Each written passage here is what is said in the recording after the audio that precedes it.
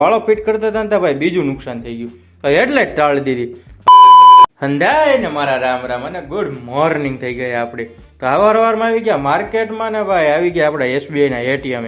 ભાઈ એટીએમ તો હતું આવી બંધ, તો આવી ગયા આપણે બીજા એટીએમ. તો આ હતું પાછું બંધ ને આવી ગયા ત્રીજા એટીએમ. તો આ ત્રીજું એટીએમ બંધ હતું ને ભાઈ ભારે કરી. પછી આવી ગયા ભાઈ છેલ્લે કોટાકોળાના એટીએમ. ભાઈ આ બંધ હતું. આજ ખબર ને ભાઈ વાવડામાં બધા એટીએમ બંધ છે. પછી તો આવી ગયા આપણે તેલનો ડબ્બો લેવા. તો ફળે નાખ્યું આપણે બિલ ને ભાઈ લઈ લીધો એ અંકુર સિંગ તેલ. તો ભાઈ ડબ્બો લઈને નીકળી ગયા પછી ઘર બાજુ. તેલનો ડબ્બો પકડી દીધો એ સક્સેસફુલી ઘરે. અને ભાઈ પાછા આપણી ભાઈ ફટફટીઓ લઈને નીકળી ગયા ને ભાઈ આવી ગયા MTS. તો પપ્પા જતા હતા અમદાવાદ, તો એમને મૂકીને પાછા નીકળી ગયા ઘર બાજુ. તો ઘરે જતા હતા આપણને ભાઈ ભાળી ગયા વાળા.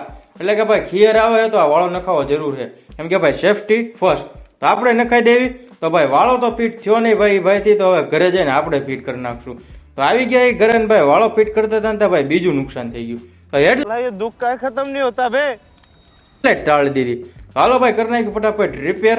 તો ભાઈ હેડલાઇટ રિપેર કરવાની અને હારોવાર ભાઈ આમાં વાળો નાખવાનો છે. તો ફાઇનલી ભાઈ આપણે હેડલાઇટ કમ્પ્લીટ રિપેર કરી નાખી. આપણે જાતે તને વાળો નાખી દીધો. કાલ કર્યું હતું CPU રિપેર ને આજ કરી ભાઈ આપણી બાઇક રિપેર. તો ભાઈ પછી તો આ બધા રહ્યા હતા આપણા કપડાં લેવાને લઈ લીધા ભાઈ બ્રાન્ડ ન્યૂ કપડા. એટલે કે ભાઈ 300 ના 2 પેન્ટ.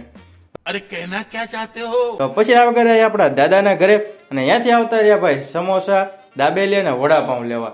તો બધું પેક કરાવી નાખ્યું એ કમ્પ્લીટ ને ભાઈ જાવી ઘરે. પછી તો ખાઈ પીને આવતા રહ્યા આપણે રૂમમાં વાગી ગયા 11:30. હવે હું ને ભાઈ કાલ જવા ને પાછું ઓફિસ. તો મળવી પાછા કાલ ઓફિસ જતા તો બાય બાય.